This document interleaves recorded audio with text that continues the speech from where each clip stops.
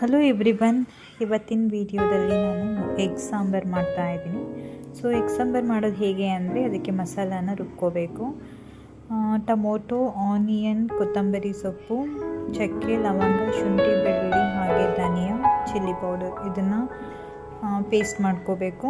ಅದಾದಮೇಲೆ ಒಂದು ಬಾಣಲಿ ಇಟ್ಟು ಅದಕ್ಕೆ ಒಗ್ಗರಣೆ ಅಂದರೆ ಜಸ್ಟ್ ಆನಿಯನ್ ಆಯಿಲಲ್ಲಿ ಫ್ರೈ ಮಾಡಿಕೊಂಡು, ಅದಾದಮೇಲೆ ಮಸಾಲ ರುಬ್ಬಿರೋದನ್ನ ಹಾಕಿ ಮಸಾಲಾನ ಚೆನ್ನಾಗಿ ಆಯಿಲಲ್ಲಿ ಬಾಡಿಸ್ಕೋಬೇಕು.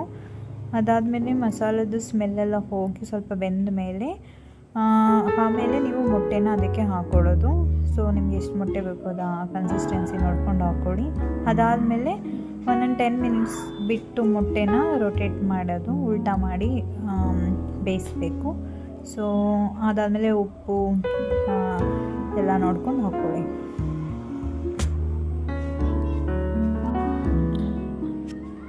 ಅದಕ್ಕೆ ಕಾಂಬಿನೇಷನ್ ಆಗಿ ಮುದ್ದೆ ತುಂಬ ಚೆನ್ನಾಗಿರುತ್ತೆ.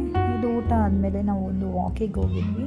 ಸೊ ವಾಕ್ ಆದಮೇಲೆ ಹಾಗೆ ಒಂದು ಹೌಸ್ನ ನೋಡಿದ್ವಿ, ರೆಂಟ್ ಮತ್ತು ಸೇಲಿಗೆ ಇತ್ತು ಅಂತ. ಸೊ ಅದ್ರ ಕ್ಲಿಪ್ಪಿಂಗ್ಸ್ನ ಎಲ್ಲ ಆ್ಯಡ್ ಮಾಡಿದ್ವಿ.